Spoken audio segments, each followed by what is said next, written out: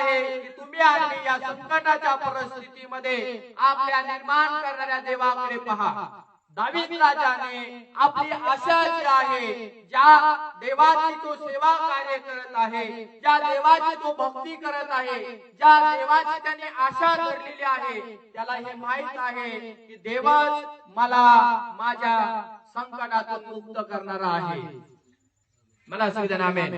देवच मला संकटातून माझ्या सोडवणारा आहे आणि म्हणून तो देवाचा धावा करत आहे। संकटात मनुष्य देवाचा धावा करणं योग्य त्याने ठरवलं पाहिजे की या भूमीवर तुम्हाला आणि मला देवाशिवाय मदत मिळत नाही। मला सगळेजण आमेन। एकच मदतीचा हात आहे आणि तो हात समर्थ हात आहे, शक्तिशाली हात आहे। सगळ्यांचे हात, नाते गोते मित्र मंडळी, सोयरे धायरे, सगळ्या जणांचे हात तुम्हाला सोडून देणार आहे। ज्यावेळेस संकट मनुष्याच्या जीवनामध्ये येतं तेव्हा गरजेच्या वेळी तुम्हाला आणि मला माहित आहे की तुम्ही आणि मी लोकांच्या समोर जातो आणि लोकांना मदत मागत असतो आणि लोकांना म्हणतो तुम्ही मला मदत करा, आणि लोक तुम्हाला आणि मला आश्वासन देत असतात। ते मुलांच्या शिक्षणाबद्दल असू द्या, लोक तुम्हाला शब्द देतात। सेवकांना देखील लोक शब्द देतात, मास्टर काळजी करू नका, आम्ही सगळी मंडळी मिळून तुमच्या कुटुंबाला सांभाळू, तुमच्या परिवाराला सांभाळू, तुम्हाला लागणाऱ्या गरजा आम्ही पुरवू, तुम्ही बिनधास्त राहा, तुम्ही सेवा कार्य करत राहा, कारण देवाने तुम्हाला निवडलेलं आहे। काय पाहिजे तुम्ही फक्त आम्हाला सांगा, आम्हाला कळवा, आम्ही तुम्हाला सहाय्य करू, आम्ही तुम्हाला मदत करू। या जगामध्ये मंडळीतले लोक देखील देवाच्या सेवकाला शब्द देतात, आश्वासन देतात। जगातले लोक देखील तुम्ही आणि पाहतो, ज्यावेळेस तुम्ही आणि त्यांच्याकडे विनंती घेऊन जातो त्यावेळेस ते लोक देखील तुम्हाला आणि मला शब्द देत असतात की आम्ही तुम्हाला या टायमाला मदत करू, किंवा मुलीच्या लग्न कार्याला मदत करू, किंवा तुम्ही दुःखामध्ये आहेत, आजारपणामध्ये आहे, तुम्हाला आम्ही हॉस्पिटलचा खर्च भरण्यासाठी काही दिवस मदत करू, सहाय्य करू। असे जगामध्ये तुम्हाला आणि मला शब्द देणारे खूप लोक आहेत। हालेलुया। पुष्कळ लोक आहेत, भरपूर लोक तुम्हाला आणि मला भेटत आहेत, परंतु खात्रीशीर लोक तुम्हाला आणि मला भेटलेले नाही आतापर्यंत। बरोबर आहे ना? गरज आम्हाला लागली आणि आम्ही त्यांच्या दारामध्ये जाऊन उभा राहण्याची वेळ आली तर ते लगेच हात वर करणार, नाही आम्हाला तुम्हाला मदत करायची होती, पण काय करणार, अचानक असं झालं, मग आम्ही ती तुम्हाला मदत करण्याचं कॅन्सल करून टाकलं। आम्हाला तुम्हाला हेल्प करायची होती, शब्द दिला होता आम्ही, पण काय करणार पाळक साहेब, आम्ही आता ते करू शकत नाही तुमच्यासाठी। ऐन गरजेच्या वेळी लोक मदतीचा हात काढून घेत असतात। म्हणून दावीद राजा आपला भाव, आपली आशा मनुष्यावरती न ठेवता त्याने सर्वात प्रथम आशा आपली ठेवलेली आहे त्याच्या निर्माण करणाऱ्या देवावरती। म्हणा आमेन। देवावरती त्याने होप ठेवलेली आहे, देवावरती त्याने आशा ठेवलेली आहे, आणि त्याला हे ठाऊक आहे की सगळे मनुष्य मला नाकारतील संकटाच्या वेळामध्ये, परिस्थितीमध्ये, दुःखामध्ये, पण ज्याच्याकडे माझी नेत्र लागलेले आहेत, ज्याच्याकडे माझी नजर लागलेली आहे, तो देव माझ्या दुःखात कधीच आपला हात बाजूला काढून घेणार नाही। तो सदैव संकटात मदत करण्यास तुम्हाला आणि मला तयार असतो। म्हणा सगळ्यांना आमेन। तो असा शब्द नाही की तुम्हाला शब्द देतो किंवा तुमच्या संग करार करतो आणि ऐन टायमाला तुमचं आणि माझं नातं तुटलं म्हणून असं सोडून देईन, तुम्हाला मदत करणार नाही। तुम्हाला सहाय्य करणार नाही. तुम्हाला नाही नाही बाबा माझ्यामध्ये काय ताकद नाही, जाऊ दे जाऊ दे, नाही तुझं तुझं बघून घे बाबा काय करायचं काय नाही, असा तो परमेश्वर नाही. तो परमेश्वर असा आहे. म्हणून दावीद राजाने आपला जीव देवाला लटकून चिटकून बिलगून त्याच्या संगे मंगे राहण्याचा त्याने निर्णय घेतलेला आहे, त्याच्या बरोबर चालण्याचा त्याने निर्णय घेतलेला आहे. म्हणून या भूमीवर दावीद राजाकडून पवित्र आत्म्याच्या द्वारे आपण शिकणं फार महत्वाचं आहे. दावीद राजा जर संकटात देवाबरोबर चालत होता, अडचणी दुःखात देवाबरोबर चालत होता, त्याला माहित होतं की देवच मला मदत करणार आहे, मनुष्य मला मदत करणार. आमच्याही जीवनात संकट, क्लेश, दुःख, व्याधी, वेदना ज्यावेळेस जे काही येतील, मनुष्यावरती आशा ठेवू नका. आमची आशा स्वर्ग आणि पृथ्वीचा निर्माण करणारा देव आहे. आमची आशा त्याच्याकडे लावा. निश्चित त्या परमेश्वराने तुम्हाला आणि मला या जगातून बोलवलं आहे, वेगळं केलं आहे, निवडलं आहे. आणि तुमचं ध्यान, माझं ध्यान जर प्रभूकडे तुम्ही आणि मी लावलेलं आहे, तर तो देव तुमच्या आणि माझ्या मदतीला अहोरात्र तयार असतो. म्हणा सगळेजण आमेन. अहोरात्र तयार असतो. पर्वत चाहे टल जाए, सागर चाहे हिल जाए, पर्वत चाहे टल जाए, सागर चाहे हिल जाए, दीन दयालु प्रभु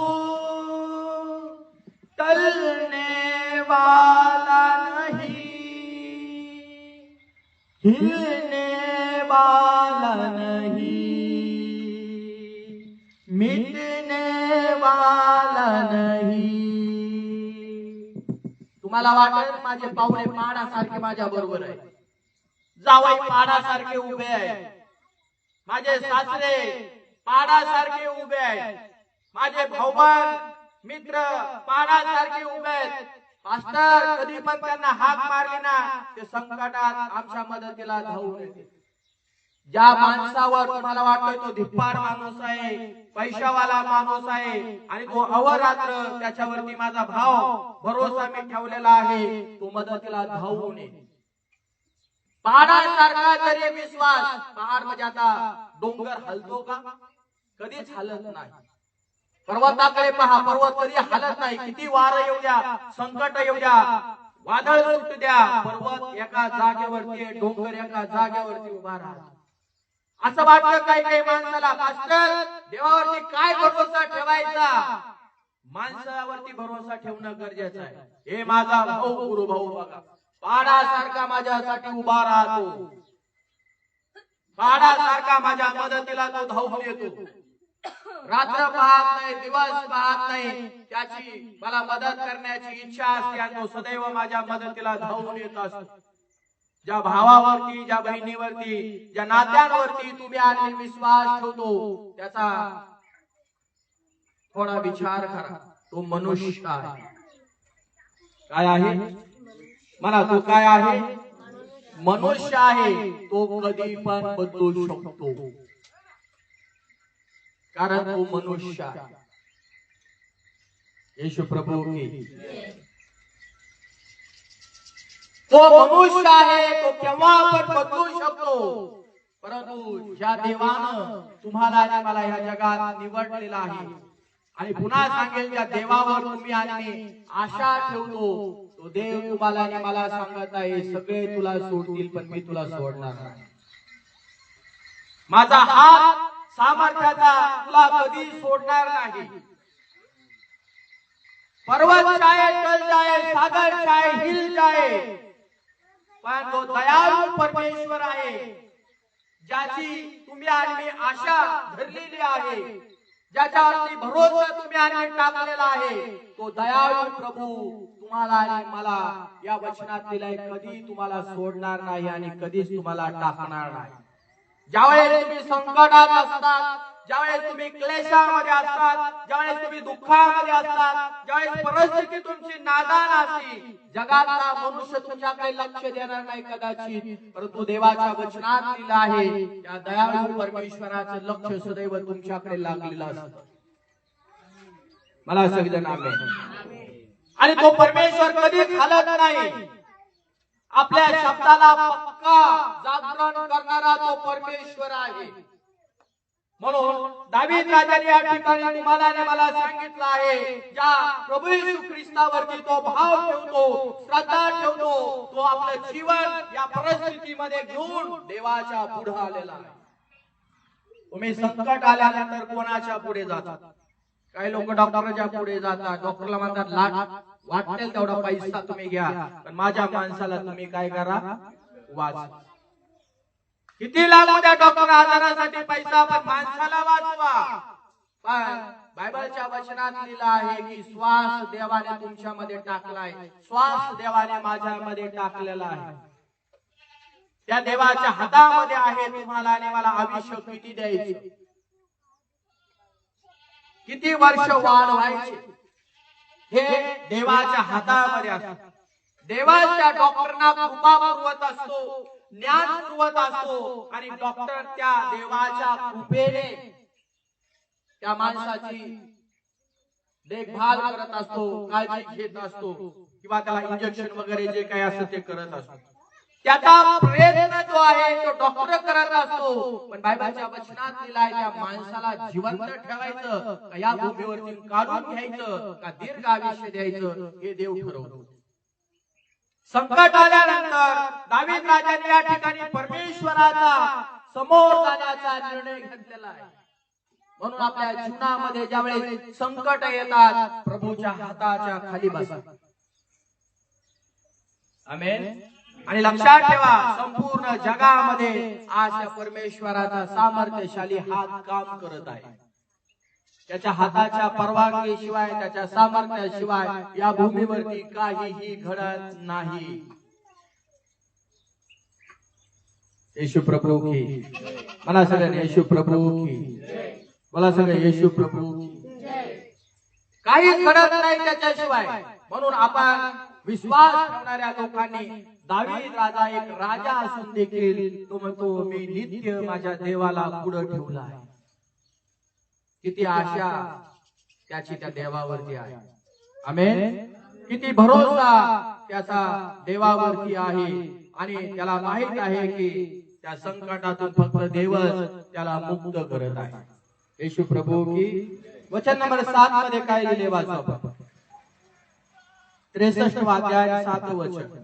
कारण तू माझे सहाय्य होत आला आहे. कारण दावीद राजा म्हणतो तू माझे सहाय्य होत आला आहेस, म्हणून तुझ्या पंखांच्या सावलीत मी आनंद करीन.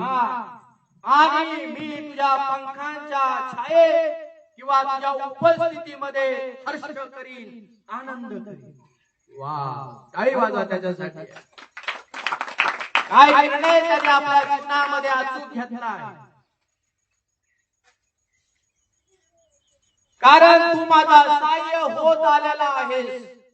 आजपर्यंत ज्या दिवसापासून देवानं तुम्हाला आणि मला एक परिवारामध्ये आईच्या उदरामध्ये जन्माला घातलेला आहे, तेव्हापासून तुम्ही आणि आज विचार करा का तो निर्माण करणारा परमेश्वर ज्याने तुम्हाला आणि मला या जगामध्ये पाठवलेला आहे, आतापर्यंत त्याची कृपा तुमच्या आणि माझ्या जीवनावरती आहे. त्याची दया तुमच्या आणि माझ्या जीवनावरती आहे. आणि आजपर्यंत तुम्हाला आणि मला परमेश्वराने कशात मदत केली नाही. संकटात मदत केली नाही, दुःखात मदत केली नाही, आजारपणात मदत केली नाही. या जगामध्ये तुम्ही कशाचाही विचार करा, कशात तुम्हाला देव मदत करत नाही आणि मदत करत आला नाही याचा विचार करा. जे मनुष्य तुम्हाला आणि मला शब्द देणारे त्यांनी आपला अंग काढून घेतलं. परमेश्वर म्हणतो मी आहे तुझ्या मदतीसाठी उभा, मी आहे तुझ्या सहाय्यासाठी उभा, मी आहे तुझ्या कुटुंबासाठी उभा. मी आहे तुझ्या लेकरांसाठी उभा, मी आहे तुझ्या भविष्यासाठी उभा. म्हणून आज तुम्ही आणि दावीद राजाकडून हे शिकायचं आहे की दावीद राजाने देवाला सहाय्य मागितलं आणि तो देवाचे आभार मानतो. तो म्हणतो आतापर्यंत तुम्हाला मदत करत आलेला आहे. त्याचा हात बघा, म्हणजे दावीद राजाला त्या हाताचा अनुभव आलेला आहे. आमेन. त्या सामर्थ्यशाली हाताचा अनुभव आलेला आहे. म्हणून दावीद राजा म्हणतो तू मला सहाय्य करत आलेला आहे. आमच्या जीवनात देखील आजपर्यंत कुणी सहाय्य केलंय याचा विचार करा. जर सहाय्य करत जर देव तुमच्या जीवनाला मला आलेला आहे तर त्याचे नेहमी आभार माना. अन्न दिलं धन्यवाद द्या, वस्त्र दिलं धन्यवाद द्या, पाणी दिलं धन्यवाद द्या, आजारातून मुक्त केलं धन्यवाद द्या. मोकळ्या वाईट परिस्थितीत तुम्ही आम्ही गेलो त्याच्यातून तुम्ही आणि मी वाचलो गेलं धन्यवाद द्या. पापी राज्यात तुम्ही आम्ही फसलो होतो त्याच्यातून देवाने तुम्हाला आणि मला बाहेर काढलं त्यासाठी तुम्ही आणि देवाला धन्यवाद द्या. आज किती त्या प्रभूचे तुम्ही आणि आभार आणि उपकार मानावे एवढं कमीच आहे. मैं आंखें अपनी पर्वत की ओर लगाऊंगा, मैं आंखें अपनी मैं पर्वत की ओर लगाऊंगा. मुझको है पता मेरी सहायता वही से आती है. मुझको है पता मेरी सहायता वही से आती है. आपली नजर नेहमी देवाकडे लावा, पर्वत म्हणजे प्रभू येशू ख्रिस्ताकडे लावा. कोणती मदत तुमच्या जीवनाला हवी आहे तुम्ही त्याच्याकडे पहा आणि आपलं मुख उघडून त्या प्रभूला सांगा की प्रभू आज मला या मदतीची गरज आहे. प्रभू माझ्या कुटुंबाला या मदतीची गरज आहे. प्रभू माझ्या भावाला या मदतीची गरज आहे. आणि जो कोणी प्रभूकडे पाहतो तो लज्जित आणि फजित होत नाही. आशाने पहा त्याच्याकडे आणि तुम्हाला निश्चित देवाचा अनुभव होईल. निश्चित प्रभू त्याच्या हाताचं सामर्थ्य तुम्हाला आणि मला प्रकट करेल आणि तुम्हाला आणि मला कळेल की प्रभू येशूचा हात माझ्या जीवनासाठी सामर्थ्यशाली हात आहे. बोला ख्रिस्त राजा की. आणि मी तुझ्या पंखाच्या छायेत हर्ष करीन. काय म्हणतो दावीद? काय म्हणतो दावीद राजा? मी मला शेजाऱ्याला मी परमेश्वराच्या उपस्थितीत आनंद करीन. काय करीन? आनंद करीन. हर्ष करा असा परमेश्वराच्या उपस्थितीत. काही लोकांना इकडे आणल्यानंतर शांत बसतात. आनंद त्यांच्या चेहऱ्यावर दिसत नाही. जसे मी नेहमी लोकांना सांगतो बांधून आणल्यासारखं तो एन्जॉय करा. तुम्ही आज निर्माण करणाऱ्या प्रभूच्या उपस्थितीमध्ये येऊन उभे राहिलेलो आहे आणि तुम्हाला वाटतं की दावीद राजा सारखा त्या दिव्य परमेश्वराच्या हाताचा मला स्पर्श झाला पाहिजे. तर जर तुम्ही आणि त्याच्या उपस्थितीमध्ये आहे तर तुम्ही आणि देवाच्या उपस्थितीत स्तुती करताना आनंद करा. तुम्हाला गाणं येत असेल किंवा नसेल असा टाळ्या वाजवा. हर्ष करा म्हणतो दावीद राजा. काय म्हणतो? दुष्टाला कधीच वाटत नाही. जगात पण आनंद नाही बघा, क्षणिक आनंद आहे जगामध्ये. पण ज्यावेळेस तुम्ही आणि देवाच्या उपस्थितीमध्ये येतो, देवाच्या पायाजवळ येतो, त्याच्या उपस्थितीमध्ये त्याच्या सावलीमध्ये येतो, दावीद राजा म्हणतो तुम्ही हर्ष करा, तुम्ही आनंद करा. पण देवाच्या उपस्थितीमध्ये आल्यानंतर पण लोकांच्या चेहऱ्यावरती आनंद दिसत नाही, हर्ष दिसत नाही, उल्हास दिसत नाही. पण दुष्टाला वाटते की तुम्ही आनंद करू नये, नेहमी निराश राहावं, नेहमी उदास राहावं. प्रार्थनेला आले तरी शांत एकदम गंभीर होऊन बसायचे. जसं एखादा मनुष्य मैतीला जात असतो, आता लोकांचं शास्त्र उलट आहे, मैतीमध्ये गेल्यानंतर खदा खदा खदा खदा हसतात. तिथे त्यांना कळत नाही हे दुःख आहे. दुःखाच्या ठिकाणी ते दाताड काढतात.